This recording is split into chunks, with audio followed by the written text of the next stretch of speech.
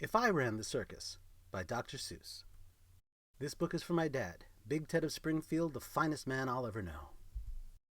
In all the whole town, the most wonderful spot is behind Sneelock's store in the big vacant lot. It's just the right spot for my wonderful plans, said young Morris McGurk, if I clean up the cans. Now a fellow like me, said young Morris McGurk, could get rid of this junk with a half-hour's work. I could yank up those weeds and chop down the dead tree and haul off those old cars. They're just 2 or 3. And then the whole place would be ready, you see? All ready to put up the tents for my circus. I think I will call it the Circus McGurkus. The Circus McGurkus, the world's greatest show on the face of the earth or wherever you go.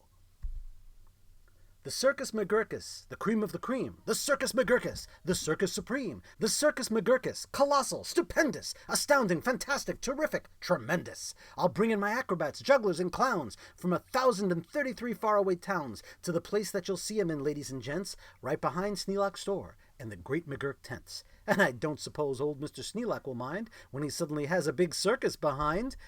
After all, Mr. Sneelock is one of my friends. He might even help out doing small odds and ends, doing little odd jobs he could be of some aid, such as selling balloons and the pink lemonade. I think 500 gallons will be about right, and then I'll be ready for opening night. What an opening night! What a night! What a sight! I'll hoist up the curtains, the crowds will crowd in, and my Circus McGurkus will promptly begin with a welcoming toot on my welcoming horn, by my horn-tooting apes from the jungles of Jorn, where the very best horn-tooting apes are all born, 'cause the very fresh air there is fine for their lungs, and some of those fellows have 2 or 3 tongues.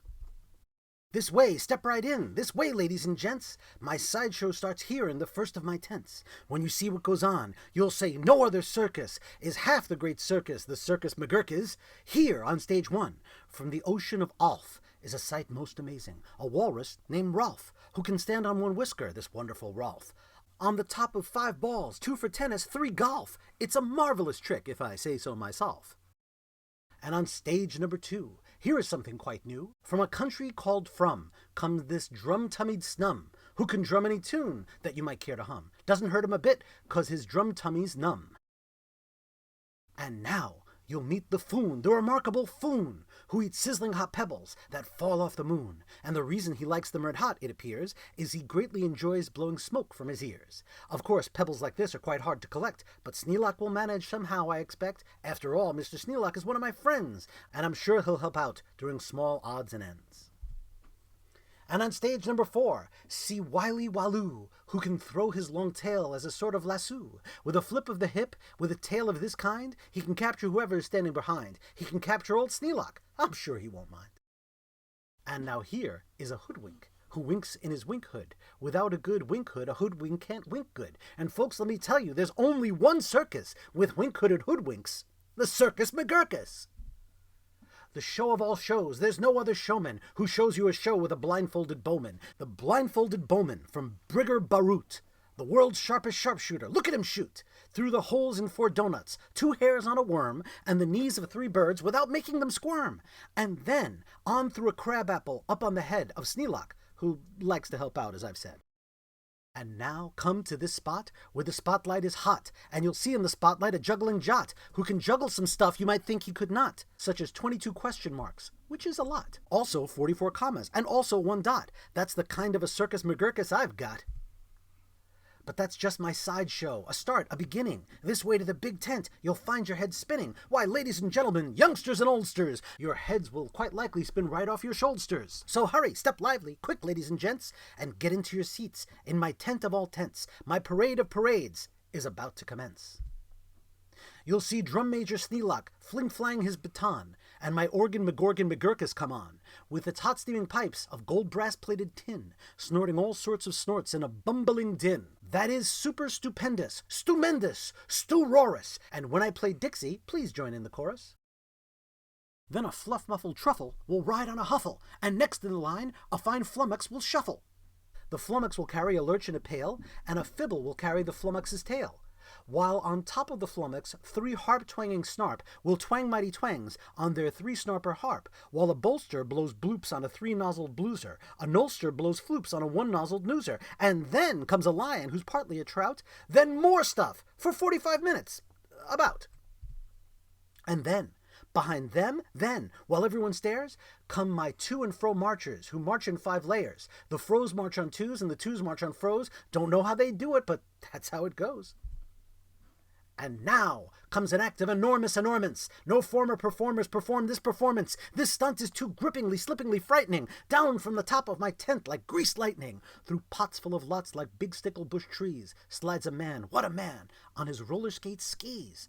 And he'll steer without fear, and you'll know at a glance that it's Sneelock, the man who takes chance after chance, and he won't even rip a small hole in his pants.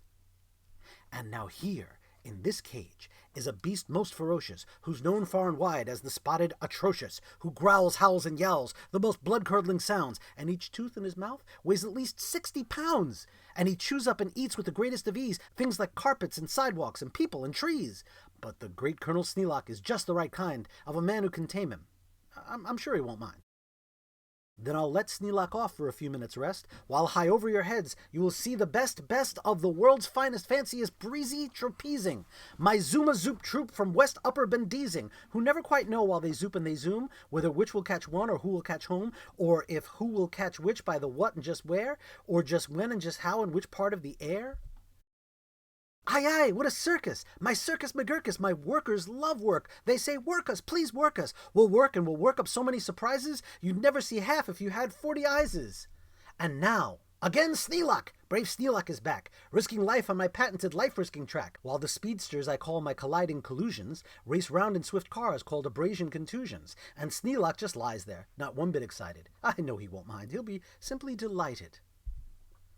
And here, in a contest of brute strength and muscle, Kid Sneelock, my champ of all champs, will now tussle and wrestle a beast called the Grizzly Ghastly, and slap him around. Then he'll slam him down fastly, and pin both his shoulders tight flat to the mat. Kid Sneelock will love it, I'm sure about that. And while that goes on there, look at this go on here. Have you heard of my herd of through horns jumping deer? Every deer jumps through horns of another pell-mell, while his horns are jumped through at the same time as well, by a deer whose horns also are being jumped through by another who's having his horns jumped through too, which I'm sure Trainer Sneelock can train them to do. Then the whole tent will ring with hoorays and wild shouts when I wheel in my whales and they turn on their spouts. First, my whale number 1, with an aim that aims true, spouts a spout that spouts Sneelock to whale number 2. Then whale number 2 spouts his spout like a gun, and that spout spouts old Sneelock right back to whale 1. And then forwards and backwards on spout after spout, my great spout rider Sneelock gets spouted about, just as long as the water they're spouting holds out. Then my tournament knights, noble apes without fears, Sir Hector, Sir Vector, Sir Bops and Sir Beers, Sir Hawkins, Sir Dawkins, Sir Jocks and Sir Jeers, clatter into the tent, and while everyone cheers, stage a roustabout joust with their boxing glove spears. And while all this wild ruckusing goes on below, at the top of the tent, look! The star of my show, the great daredevil Sneelock, the world's bravest type. He comes pulled through the air by 3 Subrian snipe on a dingus contraption attacked to his pipe. And while people below are all turning chalk white and biting their fingernails off in a fright, great Sneelock soars up to a terrible height. Then he shakes himself loose. He starts down in a dive, such as no man on earth could come out of alive. But he smiles as he falls, and no fear does he feel. His nerves are like iron, his muscles like steel, and he plunges down, down, with his hair still combed neat, 4,692 feet. Then he'll land in a fishbowl. He'll manage just fine. Don't ask how he'll manage. That's his job, not mine. Why, he'll be a hero. Of course he won't mind when he finds that he has a big circus behind. Stupendous.